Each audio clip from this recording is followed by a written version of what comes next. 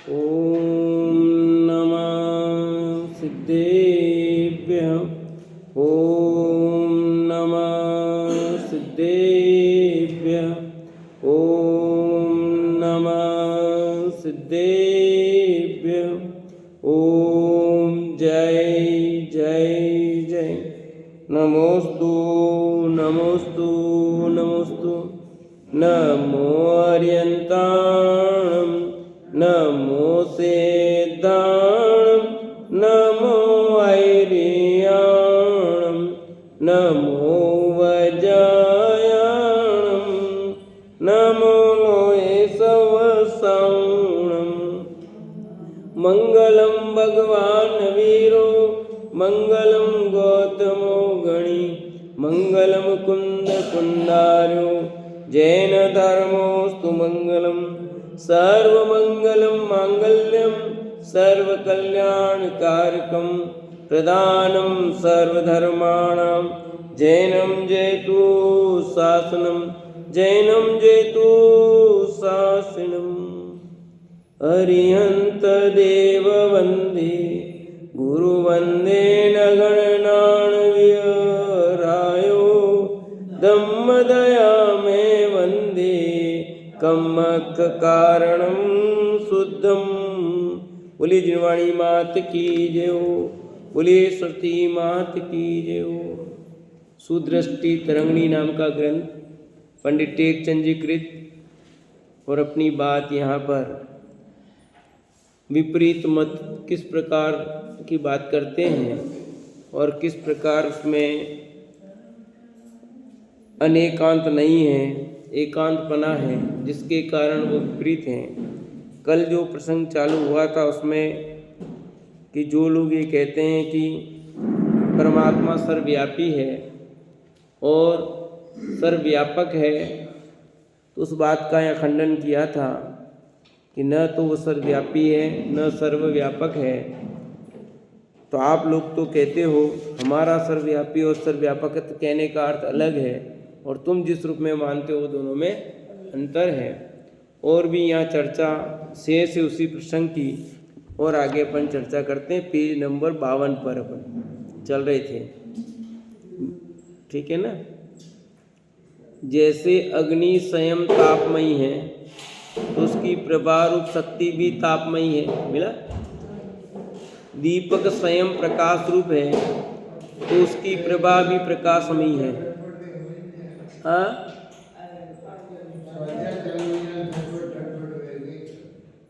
जैसी वस्तु होती है वैसी उसकी शक्ति होती है, परंतु परमात्मा की शक्ति तो संसारी जीवों में एक भी दिखाई नहीं देती है।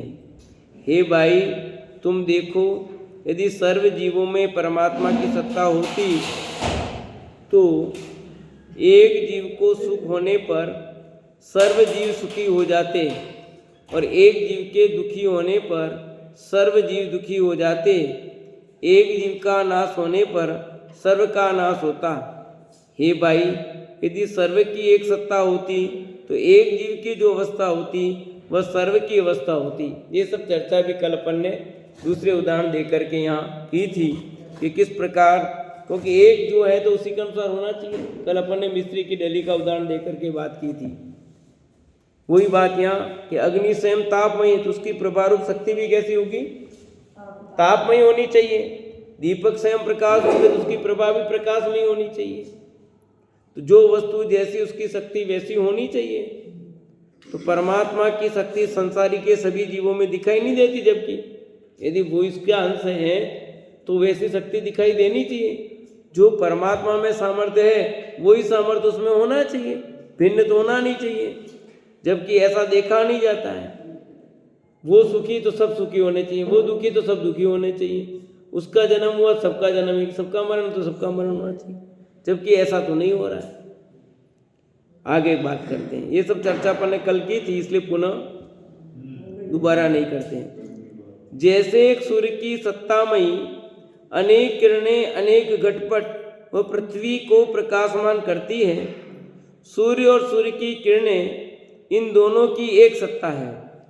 उस सूर्य सत्ता का प्रकाश पृथ्वी पर जितने घट पट कंकड़ पत्थर जल थल पवन पानी भली बुरी वस्तु इत्यादि सर्व स्थानों पदार्थों को जानकर प्रकाशमान करता है, सर्व को प्रकाशित करता है। सर्व में रवि प्रभा एक सी दिखती है, परंतु जब सूर्य अस्त हो जाता है तब उसके साथ ही उसकी शक्ति रूप किरणें भी अस्त हो जाती है, क्योंकि उसकी सत्ता एक है।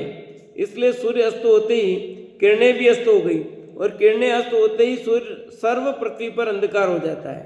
यह उदाहरण देके समझाया कि जो सूर्य है, सूर्य की प्रभा सब जगह फैलती है, तो सबकी प्रभा एक जैसी सब जगह कि अलग अलग है? एक जैसी है। और जैसे सूर्य अस्त हुआ तो सब मामला एक जैसा है, भिन्न भिन्न। क्यों? वो सूर्य एक है, उसी की सब जगह प्रकाश फैल रहा है, सब जगह एक जैसा प्रकाश है कि नहीं एक जैसा कैसा होता है? अरे जितना खुला प्रकाश है, जो अंधकार हो रहा है आड़ आ रही है उसकी अलग बात है, पर सूर्य का प्रकाश तो सब जगह कैसा है? उसमें कोई अंतर है कि नहीं है? एक जैसा होता है, उसकी प्रभा किरणें जो भी है गर्माहट सब कुछ एक जैसी है, भिन्न नहीं है। और जब अस्त होता है तो सब जगह अंधकार एक साथ होता है, अलग अलग तो नहीं होता है कि सूर्य डूब गया अस्त हो गया तो इस जगह उजाला रहने दो, इस जगह नहीं रहने दो। ऐसा करता है क्या? है? नहीं होता। ऐसे परमात्मा का भी होना चाहिए। जब उस परमात्मा की सब चीजें कंकड़ पत्थर सब उसी के, तो उसमें वो चीज दिखनी चाहिए। अब एक पेंसिल है, वो भी परमात्मा का अंश है, इसमें भी चेतनपना होना चाहिए। इसमें क्यों नहीं? ये लिखने का काम अलग अलग क्यों हो रहा है? ये भी चेतन होना चाहिए, तो चेतन तो दिखाई नहीं देते। सूर्य की किरणें कहीं भी होगी, जो गर्माहट रूप है वैसी एक जैसी गर्माहट लगती है, अलग अलग तो लगती नहीं है। वैसे यदि सर्व जीवों की सत्ता एक होती तो सर्व जीवों को सुख दुख एक ही काल में एक समान होता। क्या कहा? जैसे सूर्य की किरणें है ना, उसी प्रकार सर्व जीवों की सत्ता एक होती तो सर्व जीवों को सुख दुख भी कैसा होना चाहिए था? एक जैसा होना चाहिए था, अलग अलग नहीं होना चाहिए। परंतु संसार में कोई जीव सुखी है, कोई दुखी है, कोई रंक है, कोई राजा है, कोई रोगी है, कोई निरोगी है, कोई दुख से रुदन करता है तो कोई सुख से प्रफुल्लित है, किसी की शादी है तो किसी की गमी है, कोई जीव मरकर अन्य गति में गया है तो कोई आकर उत्पन्न हुआ है। हाँ, कितनी विचित्रता दिखाई देती है। सबकी विचित्रता अलग है। किसके चश्मा लगा है, किसी के चश्मा नहीं लगा है, किसके 2 नंबर का चश्मा है, किसी के 1.5 का है, किसके 1.25 का है, किसी के आधा है, किसके पाव है, अलग अलग एक नहीं। किसी के माथे में दुखता है, किसी के पेट में दुखता है, किसके पैर में दुखता है, किसके हाथ में दुखता है। सब न्यारे न्यारे क्यों है? एक जैसा होना चाहिए था ना। एक ही काल में सब जीव एक जैसे दिखाई देने चाहिए। कोई सुखी दिखाई देता है, कोई दुखी, कोई गरीब है, कोई अमीर है। ऐसा क्यों हो रहा है? किसी का चेहरा कैसा, किसी का चेहरा कैसा, किसी का चेहरा है, अलग अलग चेहरे क्यों मिल रहे? कोई निरोगी है, कोई रोगी है, कोई दुख से रो रहा है, कोई सुख से प्रफुल्लित हाँ ही कर रहा है। भाई एक व्यक्ति है, उसके सामने 100 फोटो खींचे जा रहे हैं, मान लो, ठीक है ना। जैसे यह कांच वाले मंदिर होते ना, सब जगह कांच लगे होते हैं, तो अपन आते तो पूरा उस कांच में अपना चेहरा सब कांच में दिख रहा है, तो अपन हंसते तो सब में कैसा आता फोटो? जैसा वैसा आ रहा है ना। तो वो परमात्मा के सब अंश हैं, उसी के फोटो, तो उसका वैसा ही आना चाहिए। वो तो आ ही नहीं रहा है।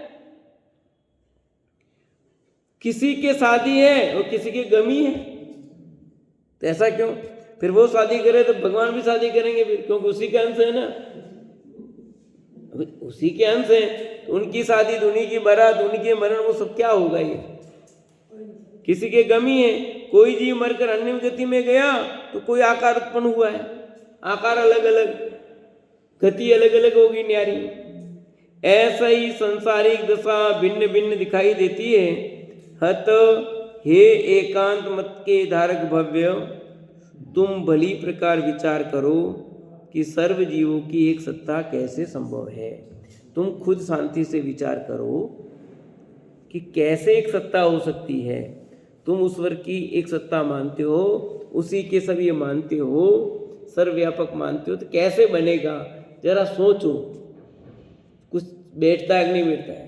फिर वो ठीक है, तुम कुछ भी कहो, हमारे तो बस है जो है, तो उसको तो कोई समझाने से कोई फायदा नहीं है। पर शांति पूर्वक विचार करें तो सब समझ में आता है कि ऐसा नहीं है। तो फिर कितने बुद्धिमान लोग थे, उन्होंने कहा वो गलत कहा, फिर कोई मूर्ख थे वो? तो मूर्ख नहीं थे तो क्या थे फिर? जब स्पष्ट दिखती हुई चीज ऐसी दिखाई देती है, उसके बाद भी भिन्न मत प्रोपित करना है तो करो, एकांत मत ऐसे ही चलते हैं। कोई एक पक्ष को मुख्य करके उसको हावी कर देते हैं तो दिक्कत है। ये बात सत्य है कि भगवान सर्वलोक लोकालोक प्रकाशक है, सारे लोग को जानते हैं, उसमें कोई दिक्कत, उस अपेक्षा सर्वव्यापी कहो तो कोई दिक्कत नहीं है। पर अंश तो नहीं है वो स्वतंत्र सत्ता है और ये जीव की सत्ता भिन्न है, ऐसा मानो तो कोई दिक्कत नहीं है। तुम उसी की सत्ता मानते हो, उसी के अंश मानते हो सब, तो ये ठीक नहीं है भैया। और सुनो, यदि परमात्मा सर्व जगत में व्यापक होकर जीवों से शुभाशुभ कर्म कराता होता तो परमात्मा के पुण्य पाप का बंध होता। क्या कहा, कितना हेतु तर्क दिया। यदि जीवों के शुभाशुभ कर्म कौन कराता है? परमात्मा। तो जीव उस परमात्मा के पुण्य पाप का बंध होगा? भाई मैं कुछ कराता हूं तो मेरे भी बंद होगा। मैं जो भी शुभ अशुभ कर्म कराऊंगा, जो भी खोटा काम कराऊंगा या करूंगा, कृत कार्य तो तीनों का एक जैसा पाप है ना। पाप भी एक है, पुण्य भी ऐसा, जो भी है, तो जो कराएगा उसके कुछ न कुछ तो होगा कि नहीं होगा। तो उस परमात्मा के भी पुण्य पाप का बंध होगा फिर तो। यदि तुम कहोगे कि परमात्मा के कर्म का बंध नहीं होता, तो ये पाप पुण्य बंध किसके हुआ फिर? परमात्मा के नहीं होता तो फिर किसके हुआ ये पुण्य पाप बंध? तुम कहोगे किसी को भी नहीं हुआ, तो पाप पुण्य का फल व्यर्थ होगा फिर। और पाप पुण्य का फल व्यर्थ होने पर पापी जीव तो पाप बढ़ाएंगे, छोड़ेंगे नहीं फिर। भाई पाप पुण्य तुम ईश्वर के भी नहीं मानो, किसी के भी नहीं मानो, तो फिर क्या होगा? कोई कुछ भी करो, कोई मतलब नहीं है। पाप करो, पुण्य करो, कुछ भी करो, क्यों डरेंगे लोग? डरने की जरूरत क्या है? जैसे बिना पढ़े पास होते तो क्यों पढ़ेंगे बताओ? पहली से 8वीं तक के बच्चों को पास करना, स्कूल आए तो ठीक, नहीं आए तो ठीक, पर अब पास करें तो बच्चों की क्या स्थिति हुई है? जो बच्चा साल भर स्कूल नहीं आया है, कोई पास हो रहा है, तो आगे की क्लास में उनकी क्या स्थिति होती है? कुछ नहीं आता, फिर नवी माँ के उनको छोड़ना ही पड़ता, आते ही नहीं है, जाते ही नहीं, फिर वो बैल ही है। तो जब बिना पढ़े पास हो जाएंगे तो क्या होगा? बिना मेहनत किए कुछ किए घर बैठे तनख्वाह मिल जाए, नौकरी जाना ही नहीं पड़े, तो क्यों कौन जाएगा नौकरी करने? फिर ऐसे ही हो जाएगा फिर तो। जब हम पाप करें, पुण्य करें, किसी का कुछ बोल नहीं, मर्जी जो करो, कोई दिक्कत नहीं, तो आदमी क्यों डरेगा और क्यों से फिर मुक्ति का उपाय करने की जरूरत क्यों रही? यदि फल नहीं मिलता तो ये सब क्या हो रहा है? प्रत्यक्ष दिख रहा है ना पाप पुण्य का फल, तो फिर भी नहीं मानो है। कोई जीव सुखी दुखी दिखाई दे रहा है तो क्यों दिख रहा है? सबके रूप कर्म न्यारे न्यारे क्यों दिखाई दे रहे हैं? प्रत्यक्ष दिखने पर भी लोग अंधे हैं, चक्कर तो ये है। कभी कभी लगता है ना कि इतना सब दिख रहा है फिर भी नहीं मानते, नहीं मानते। अपने भी होता ना, अपन को दिखता हुआ फिर भी अपन कैसे नहीं, ऐसे ही स्पष्ट है, सामने दिख रहा है ऐसा है, फिर भी नहीं मानते हैं। आंख से अंधे उसको क्या करें? जैसे मेरे लगा सामने दिख रहा है कि भाई ये ड्यूटी नहीं कर सकता, तो भी मानने को तैयार नहीं हो, कहने मेडिकल बोर्ड बैठाएंगे, बेटा वो डॉक्टर लिखी तो मालूम। तो तुमको प्रत्यक्ष दिख रहा है ना सामने की ड्यूटी नहीं कर सकता, आदमी लंगड़ा रहा है, घोड़ी चल रहा है, फिर भी नहीं, लिख दिया मेडिकल बोर्ड। अब उनको क्या करें फिर? तो ऐसे कि सामने प्रत्यक्ष दिखता हो कि ड्यूटी नहीं कर सकते हैं, दिख रहा है, उसके बावजूद भी नहीं मानते। ऐसे यहाँ पर भी ऐसे बहुत है, मूर्ख लोगों की कमी थोड़ी है। स्पष्ट जाहिर हो रहा है, उसके बाद भी हम स्वीकार नहीं करते। पाप पुण्य का फल व्यर्थ होने पर पापी जीव तो पाप बढ़ाएंगे, छोड़ेंगे नहीं। कहेंगे कि पाप का फल तो किसी को होता ही नहीं है, तब कोई पुण्य प्राप्त करने के लिए दान पूजा तप संयम क्यों करेगा? फिर जरूरत ही नहीं है ना। फिर आराम से मौज मस्ती करें, सारी दुनिया मौज मारी, हम भी मारे, हमारे क्या करना है? जब सब आराम से मिल रहा है तो हम भी यही करेंगे ना। हम क्यों इतना दुखी हो, हम सब छोड़ के बैठे ये करें, आराम से मिल रहा है तो हम सब इस कार्य में क्यों लगेंगे? क्योंकि पुण्य का फल तो होगा ही नहीं। इसलिए ऐसे श्रद्धान से तो पृथ्वी पर पाप बहुत फैल जाएगा। फिर क्या होगा? पृथ्वी पर पाप का प्रकोप बढ़ेगा ही बढ़ेगा। यही स्थिति होती है। जब एक टीचर नहीं पढ़ने वाले बच्चे को भी वही नंबर देता है और पढ़ने वाले बच्चे को वही नंबर देवे तो बच्चे क्यों पढ़ेंगे? बताओ। सर आपने कॉपी में नहीं लिखा तो भी पूरे नंबर दिए, हमने लिखा तो भी, हम क्यों पढ़ेंगे? वो सीधा प्रश्न ला के रखता है, सर देख लो। फिर उसके भी पढ़ने की आदत छूट जाएगी ना। वो क्या मतलब ही नहीं, टीचर से कोई मतलब नहीं, कोई कुछ भी करो कोई फर्क नहीं पड़ता है। ये बात स्वतः आ जाती है। वही लोक में होगा फिर कि कोई पाप कर रहा तो भी उसको आनंद में ही है। फिर हम अच्छा काम क्यों करें? एक दुकान खोलता है, माल थोड़ा सा रखता है तो भी उसकी उतनी गिराकी आवे, आप इतना माल भरो तो भी उतनी गिराकी आवे, आप क्या करोगे फिर? बोलो। जब एक व्यक्ति ने 1000 रुपये का ही दुकान में माल भरा, 1000 रुपये का, और तो उसके 1000 रुपये रोज की कमाई हो जाए, और एक ने 1 लाख का माल भरा तो भी उसके 1000 रुपये, तो वो क्या करेगा फिर? जब भगवान ऐसा ही कर रहा है मतलब ही नहीं है फिर तो भगवान कर रहा है सब। तो क्या होगा फिर दुनिया में? क्या स्थिति बनेगी? सोचो। तब कोई पुण्य पाप प्राप्त करने के लिए दान पूजा तप संयम क्यों करेगा? करने की जरूरत ही नहीं है। मैं पूजा क्यों करूं, मैं तप क्यों करूं, दान क्यों करूं? फिर जरूरत ही नहीं है। एक ने 1 रुपया दिया, एक ने 1000 रुपये दिए, लाख रुपए दिए, सब बराबर ही, मतलब क्या है? क्योंकि पुण्य का फल तो होगा ही नहीं। इसलिए ऐसे श्रद्धान से तो पृथ्वी पर पाप बहुत फैल जाएगा। शास्त्र उपदेश, मंदिर बनवाना, तप संयम, तीर्थ करना इत्यादि धर्म के सर्व अंग मिट जाएंगे। यानी जो धर्म के अंग हैं वो फिर दिखाई नहीं देंगे। जब उसका फल ही नहीं है तो क्यों करेगा? मंदिर बनाए और घर बनाए, दोनों में एक जैसा ही फल मिले तो कौन मंदिर बनवाएगा फिर? तब संयम, तीर्थ करना क्यों? शास्त्र उपदेश क्यों? घर पे बैठे हैं जो, उनको ही वही फल, और तुम यहाँ स्वाध्याय में वही फल मिले तो फिर स्वाध्याय में क्यों आएंगे? सुनो दीदी बताओ, आएगा कोई? जब घर बैठे हैं तो उतना ही पुण्य लग रहा है और स्वाध्याय को उतना ही पुण्य लगता हो, या वहां बैठे उनको उतना ही पाप, वहां बैठे उतना ही पाप, तो क्यों करेगा कोई? ऐसा हो जाएगा तो जगत में की प्रवृत्ति कुछ बदली बदली नजर आएगी। पर ऐसा नहीं होता ना, इसलिए लोग अलग अलग करते हैं। क्यों करेगा जब कुछ नहीं है? तो मंदिर क्यों बनाएगा कोई? जरूरत ही क्या है? जब पाप नाम की कोई चीज ही नहीं होती है, पुण्य नाम की कोई चीज ही नहीं होती है, तो सब ये अलग अलग करने की जरूरत क्या है? फिर मोक्ष वोक्ष क्यों? अतः ये वचन कहने से प्रत्यक्ष में बड़ी विपरीतता प्रकट होगी। स्पष्ट दिखने के बावजूद भी ये स्ववचन बाधित स्थिति है। पापाचारी विषयाभिलाषी ऐसा कहेंगे कि हमारी शक्ति पाप करने की नहीं है, जो कुछ करते हैं वो परमात्मा करते हैं, जिससे पाप की वृद्धि होगी। कल कहा था, परसों भी कहा था मैंने ये बात, कि फिर वो पापाचारी विषयाभिलाषी क्या कहेंगे कि हम थोड़ी कह रहे हैं, भगवान करा रहे हैं। चोरी भगवान करा रहा है तो कर रहे हैं, हम थोड़ी कर रहे हैं। हाँ, मरवा रहा भगवान, मारा रहा तो मार रहे हैं। जो करवा रहा है वो भगवान करा रहा है। जब सब पाप भगवान कराएगा तो लोग क्यों डरे? हम हमारी मर्जी से कुछ नहीं करते भैया, सब भगवान कराता है हमारे। तो अब भगवान कराएंगे, इस नाम पर क्या क्या अनर्थ होंगे सोचो। जो कुछ करते हैं वो परमात्मा करते हैं। बोले ऐसे परमात्मा को कौन मानेगा? बताओ फिर।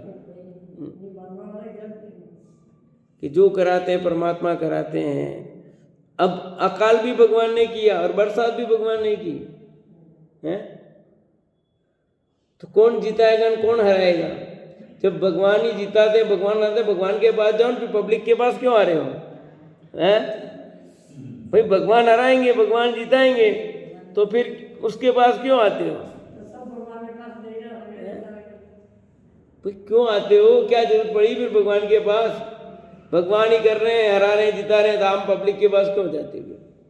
न भगवान जिताते हैं, न हराते हैं, न भगवान कुछ करते हैं, पर लोक में सब ऐसी ऐसी मान्यता पड़ी हुई है। भगवान ही खिलाते हैं और भगवान ही दस्त लगाते हैं। तो भगवान ऐसा खिलाए क्यों जिससे दस्त हो गए? सुनिए ही नहीं, भगवान ऐसा खिलाते क्यों है जिससे दस्त लगे? भगवान ऐसा खिलाते क्यों जिससे शरीर में रोग पैदा हो? क्योंकि तुम्हारा ही अंश, तकलीफ भी तुमको ही होगी ना। फिर उस परमात्मा के अंश हो तो जो तकलीफ होगी किसको होगी? फिर भगवान नहीं होगी, भगवान के तो अंश हो, तो तकलीफ तो उसको ही। तो ऐसा काम क्यों करे? बोलो, दूसरा है ही नहीं कि एक ही है ना। दो हो तब तो बात आई, पहले ही कह दिया, क्लियर कर दिया। जब आपको जो तकलीफ तो उसको ही होगी ना, वो तो आप उसी के अंश हो। तो जिससे पाप की वृद्धि होगी। यदि तुम कहोगे कि पाप पुण्य को फल संसारी जीव के ही होता है, तो तुम्हारे परमात्मा की एक सत्ता का काम आत्म में रहा फिर। और यदि तुम कहते हो पाप पुण्य का फल संसारी जीव को लगता है, तो फिर परमात्मा की सत्ता की बात नहीं रहेगी। फिर भिन्न भिन्न ठहरे हो तो ठहरे कि नहीं ठहरे? भिन्न भिन्न, फिर तो भिन्न भिन्न ठहरे। और वो हम कह रहे भिन्न भिन्न, मान लो तुम उसको भी।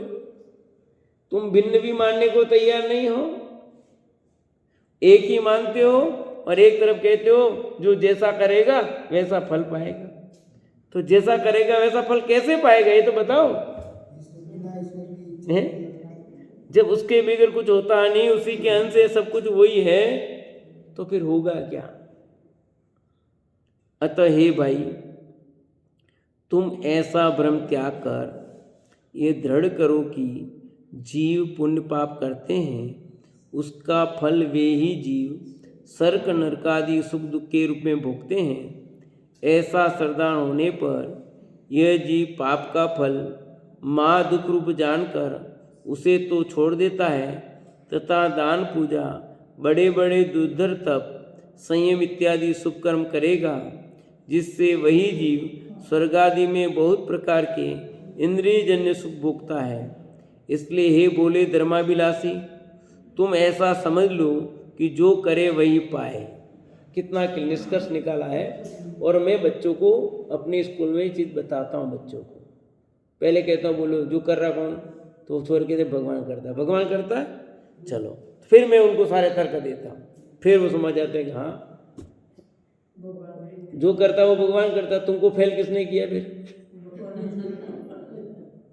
तुमको फेल कौन करता है? फिर पास कौन करता है? फिर अरे ये कैसे भगवान की बात करते हो? मैंने जो उपन्यास लिखा नहीं, वही उपन्यास, उसमें इस चीज़ को बहुत हाईलाइट किया। आपने पढ़ा हो तो ये जो मान्यता गलत मान्यता, उसी मान्यता को मैंने उसमें इनडायरेक्ट किया सारी, कि ये कितना गलत है। स्पष्ट दिखता हुआ तो ये भी कि हम मानने को तैयार नहीं है। इसलिए कहा हे भाई, तुम ऐसा भ्रम त्याग कर ये दृढ़ करो कि जीव पुण्य पाप करते हैं। यानी जीव जो स्वतंत्र है वो स्वयं पुण्य करता है, पाप करता है, धर्म करता है। उसका फल भी वही जीव जिसने किया है, उसका फल भी वही, स्वर्ग नरक जो भी है उसका फल भी वही पाता है, दूसरा नहीं पाएगा। आप करो, आप भरो, जो करेगा वो भरेगा, दूसरा उसका फल क्यों भोगे? बताओ कौन सा नियम है ऐसा है? लाइट बिल, लाइट तो आप जला रहे हो और बिल हमको भरना पड़ रहा है, ये कौन सा नियम? फ्री में फ्री में फ्री में फ्री में क्या? लाइट बिल आप जला रहे हो ना, लाइट जला रहे हो तो बिल भी आप भरो। हम जलाएंगे तो हम भरेंगे, पर दूसरों के माथे क्यों? जो हम करते हैं उसका फल हम भोगेंगे, दूसरा कैसे भोगेगा? ऐसा श्रद्धान होने पर ये जीव पाप का फल महा दुख रूप जानकर उसे छोड़ देता है। जब ये जानेगा कि मैं पाप करता हूँ उसका फल मुझे मिलेगा तो पाप से डरेगा और पाप छोड़ेगा।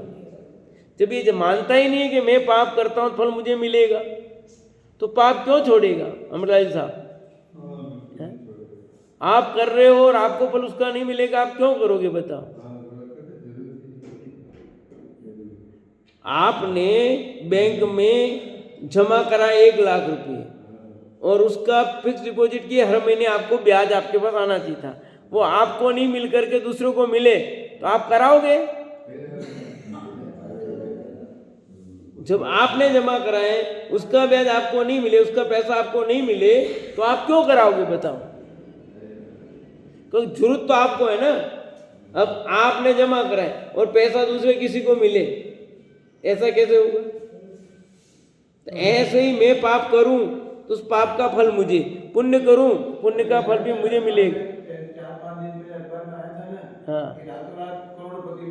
हाँ बन गए ना, दूसरे के खाते में पैसे जमा हो गए उस बैंक के, तो फिर रोक लगा दी ना। तो इधर जमा करा उधर जमा हो रहे तो क्या होगा फिर? भाई मैं फोन तो आपको लगाऊं, लगे दूसरे को होता है, तो फिर क्या होगा? फोन किसको लगाए, लगे किसी को, लगाए किसको, लग गए किसी को, तो फिर ठीकरा फेंक देंगे ना उसको। तो ऐसा क्या काम का? कभी कभार कुछ हो जाए तो बात अलग है, मिस्टेक हुए, पर हर बार 24 घंटा यही हो तो कौन उपयोग करेगा उसका? आप लगाना चाहते हो अपने बेटे को या बेटी को और लग जाए किसी और बेटा बेटी को, दूसरे को, तो फिर वो क्यों लगाएंगे? और 24 घंटा यही काम हो। कभी मिस्टेक हो गई हो, किसी कारणवश ऐसा हो गया तो ठीक है मान लेते हैं, परंतु 24 घंटा ये होगा तो क्या होगा? या तो प्रकृति में ऐसा कभी नहीं होगा, वहां तो कदाचित वो चीज है, पर यहाँ प्रकृति में ऐसा कभी नहीं होगा। जिसने किया उसके खाते में इंक्लूड होता है। आपने पाप किया तो आपके ही बंद होगा, जरा भी इधर से कभी नहीं होगा। कभी तो कि कभी भी नहीं, कोई मिस्टेक नहीं होती प्राकृतिक व्यवस्था में। कृत्रिम व्यवस्थाओं में मिस्टेक हो सकती है, प्राकृतिक व्यवस्थाओं में कभी कोई मिस्टेक नहीं होती है। आपने जो जैसा किया है वैसा ही फल आपको मिलेगा, उसमें कोई फेरफार कर दे, कोई गड़बड़ कर दे, ऐसा नहीं होता।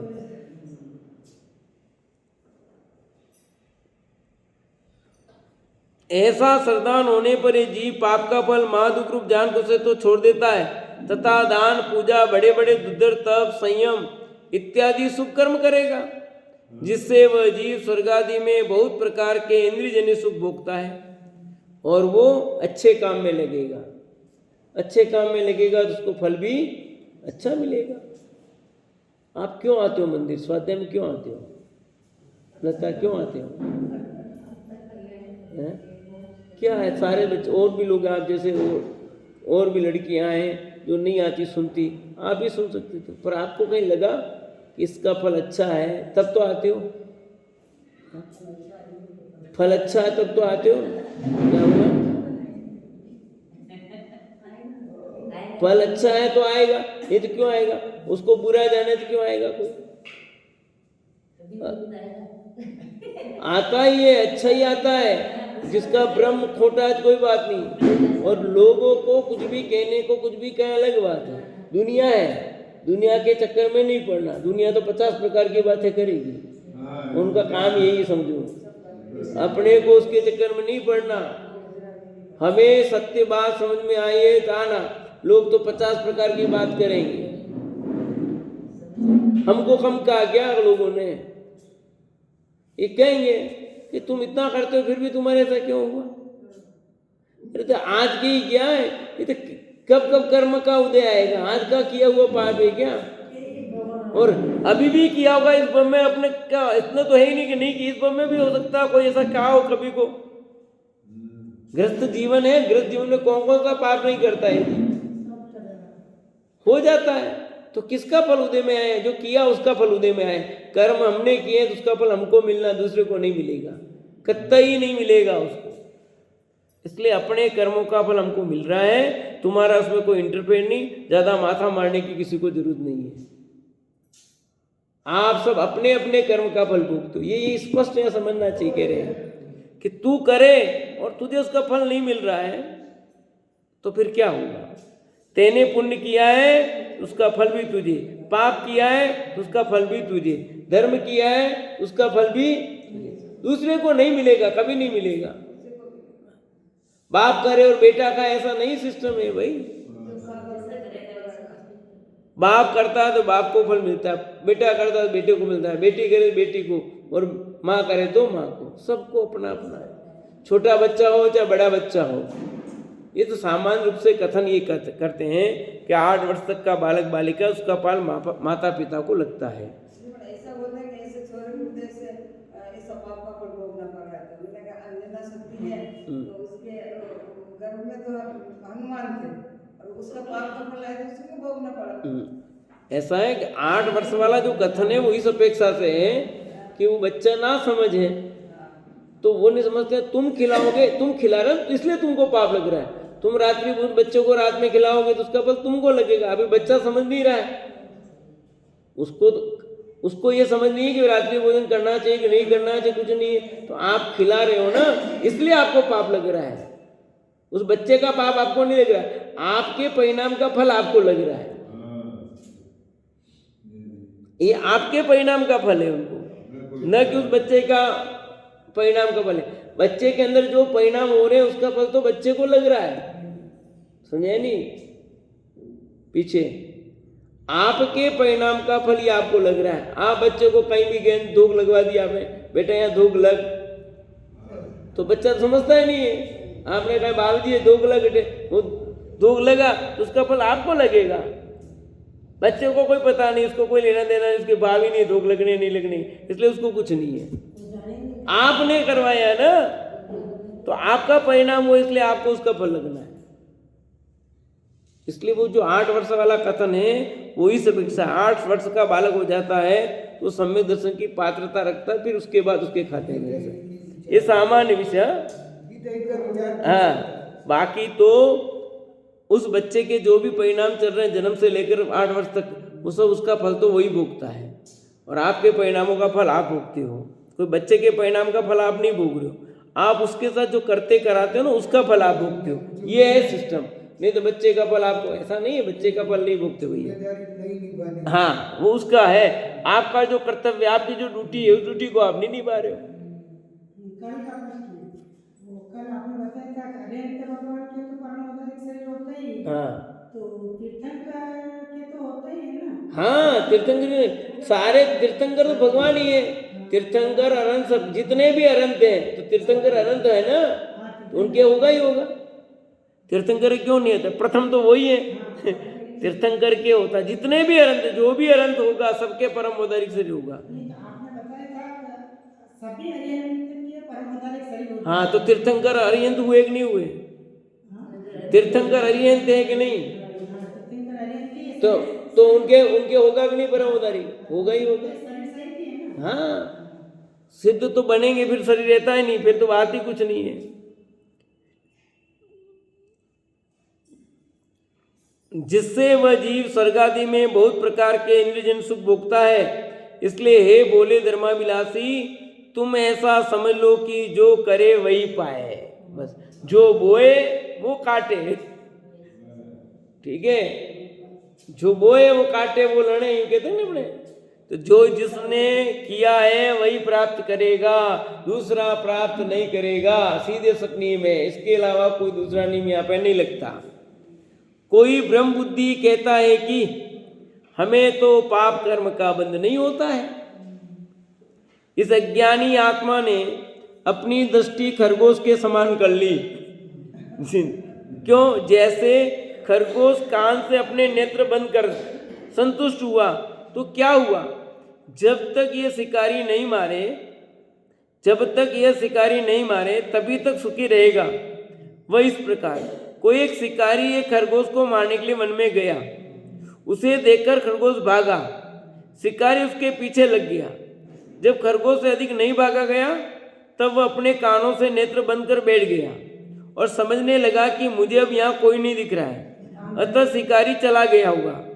ऐसा विचार कर खुश हुआ तो क्या हुआ, पीछे से शिकारी ने आकर उसे शस्त्र मारा। इस प्रकार अपनी मूर्खता के कारण वो मारा गया। देखो उदाहरण दिया खरगोश का। आती है ना कहानी ऐसी घटना कि कोई ब्रह्म बुद्धि से कहता है कि पाप कर्म नहीं होता, तो अज्ञानी खरगोश की दृष्टि समान है। खरगोश होता है शिकारी को देखता दौड़ता दौड़ता दौड़ता दौड़ता दौड़ता दौड़ता, अब नहीं दौड़ा गया, वो रुक गया और क्या किया उसने, अपने कान से, ये कान होता है ना, उसके आंख पे भी आ सकते हैं, अपने कान तो नहीं आते, पर खरगोश में ऐसी विशेषता होती है, उसके जो कान है ना, उसको आंख पे लग सकते हैं, उसकी आंखें बंद हो सकती है। तो उसने अपने कानों को आंख पे लगा दी, आंख पे लगा दिया, अब उसको दिख नहीं रहा है, कौन आया कौन गया कुछ पता नहीं उसको, और आराम समझ रहा है कि अब मैं बिल्कुल निश्चिंत हूं, निश्चिंत होकर के वो बैठा है। क्यों, अब अपनी गलती से खुद ने आंख में पट्टी बांध दी है, समझ, उसको कुछ दिख नहीं रहा है, तो समझ रहा है मैं कुछ नहीं हूं। तब शिकारी आ गया और मार दिया। ऐसे हाल है, हमने भी आंख पर पट्टी बांध दी, समझ लो, मुझे तो कोई दिखाई नहीं दे रहा, मुझे दिखाई नहीं रहा है, आंख पे पट्टी बांधी तो कैसे दिखाई देगा। तो देखो कितने लोग हैं कि मुझे कुछ नहीं दिखाई रहा, मुझे कोई नहीं दिखा रहा, मुझे कोई भी नहीं, मैं नहीं मानता कोई है, मैं नहीं मानता कोई है। अब नहीं मानो तो उसका क्या करे, तो एक खेल खेलते ना आंख में पट्टी बांध करके, कहाँ है तुम, कहाँ हो तुम, कहाँ हो, तो आवाज मारते हैं हम यहाँ है हम यहाँ है, तो उस आवाज के आधार पर उसको पकड़ना पड़ता है। एक खेल खिलाते हैं, पूरा राउंड भर देते हैं, फिर उसमें आंख पट्टी, फिर वो बोले तुम कहाँ हो, वो कहेगा मैं यहाँ हूँ, तो उसी आवाज पे उसको, आवाज के आधार पर उसको पकड़ना, उधर उसको दौड़ना होता है। तो आवाज पकड़ रहे कहाँ से आ रही है, इसका मतलब है वो। अब आपने आंख में पट्टी बांधी है, नहीं दिख रहा तो नहीं, मैं नहीं मानता कोई नहीं है, तो फिर दौड़ क्यों रहे हो। तो खरगोश जैसे हाल है हमारे, खरगोश ने अपनी आंख पर अपने कान से बंद कर दिए और समझ रहा है कि कोई नहीं है। अब कोई नहीं है तो मारे जाओगे, जब होते हुए भी तुमने अपनी गलती से किया ना। ऐसे ही यहाँ पर है। उसी प्रकार ये एकांतमती भोला जी वैसा विचार करता है कि यह पाप मुझे नहीं लगता है, ऐसा जानकर खुश होकर पाप भार लेकर नरकादि के दुख को प्राप्त करता है। ऐसा ही पापी जीव एकांतमती जीव भोला जीव लिखा, भोला छे, क्योंकि पता नहीं है ना, इसलिए भोला लिखा कि मुझे पाप नहीं, ऐसा जानकर खुश होकर के पाप का भाव लेकर फिर नरकादि में जाता है। जाएगा ही, उसका कोई इलाज नहीं है। सरो दीदी बोलो क्या होगा। अब भोला जीव है ना, एकांतमती है, उसको पता नहीं है, वही समझ रहा है कि अपने को पाप नहीं लगता, तो चलो लोगों ने समझा अपने खाते में पैसा जमा हो गए, निकाल लो, अपने को भरने नहीं पड़ेंगे। निकाल लिए लोगों ने, फिर क्या हुआ, सब खाते में पैसे भरने पड़ गए। तो तुम्हारे ऐसे तुम्हारे खाते में पैसे आ गए, गलत अकाउंट में हो गए, तुमने निकाल दिए, तुम्हारे मालिक हो गए क्या तुम, सारे अकाउंट फ्रीज कर दिए, और जिन्होंने पैसे वापस मांगे नहीं दिए उनको भी केस हो गए।